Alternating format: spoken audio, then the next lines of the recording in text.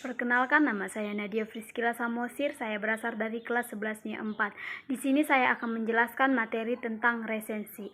Resensi adalah suatu penilaian terhadap sebuah karya, yang mana karya yang dinilai dapat berupa buku dan karya seni, film, dan drama. Kata resensi berasal dari bahasa Belanda recenti dan bahasa Latin recensio. Resensi atau juga revindere yang artinya mengulas kembali. Adapun manfaat dari meresensi, yang pertama, bahan pertimbangan, yang kedua, sarana promosi buku, yang ketiga, pengembangan kreativitas, dan yang keempat, nilai ekonomis. Unsur-unsur dari resensi. Yang pertama ada judul resensi, di mana judul resensi yang menarik dapat benar-benar menjiwai seluruh tulisan atau inti tulisan.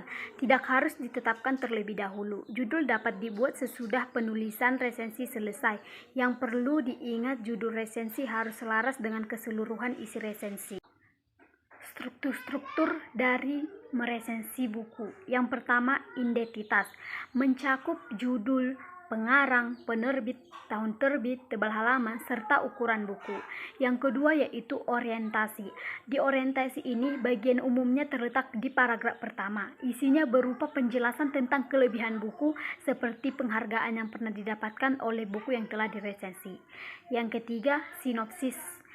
Di dalam sinopsis ini, sebuah ringkasan yang menggambarkan pemahaman penulis terhadap isi karya.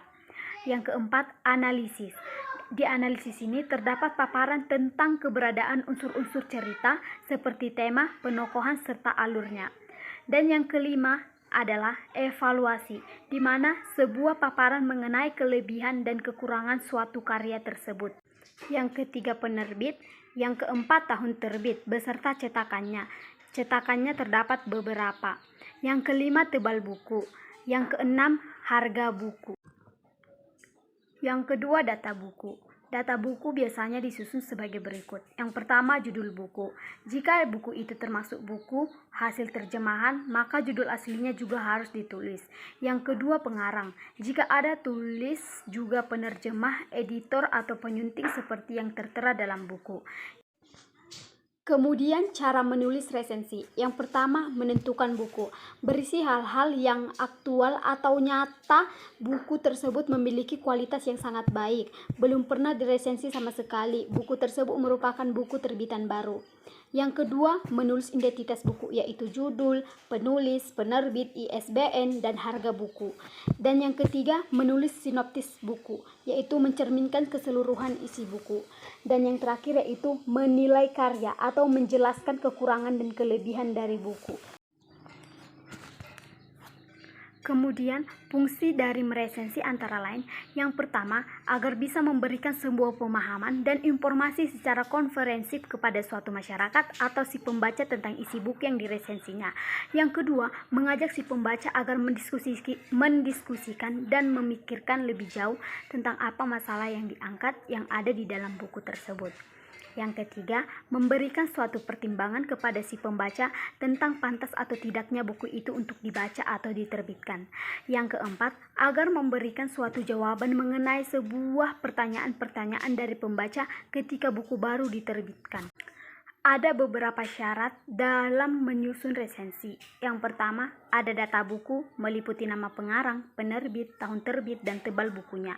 Yang kedua, pendahuluannya berisi perbandingan dengan karya sebelumnya, biografi pengarang, atau hal yang berhubungan dengan tema atau isi.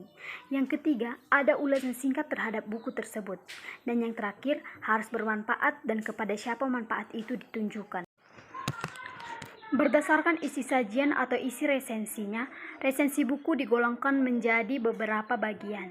Yang pertama, resensi informatif. Resensi informatif hanya berisi informasi tentang hal-hal penting dari suatu buku, yang pada umumnya isi resensi informatif hanya ringkasan dan paparan mengenai apa isi buku atau hal-hal apa yang bersangkutan dengan suatu buku.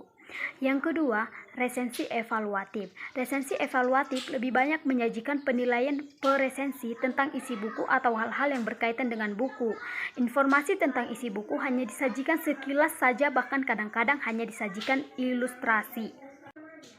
Yang ketiga, resensi informatif dan evaluatif. Resensi informatif evaluatif merupakan perpaduan dua jenis resensi tersebut. Resensi jenis ini, di samping menyajikan semacam ringkasan buku atau hal-hal penting yang ada di buku, juga menyajikan penilaian peresensi tentang isi buku. Resensi jenis ketigalah yang dinyatakan paling ideal karena bisa memberikan laporan dan pertimbangan secara memadai. Tujuan dari meresensi antara lain, yang pertama, membantu pembaca untuk paham gambaran serta penilaian umum sebuah karya dengan ringkas. Yang kedua, memberikan pemahaman serta informasi dengan komprehensif pada pembaca dengan mengenai karya yang diresensi.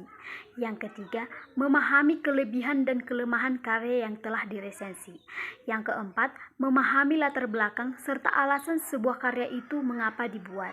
Yang kelima, memberikan masukan pada pembuat karya berupa kritik dan saran. Yang keenam, mengajak pembaca mendiskusikan karya yang telah diresensi.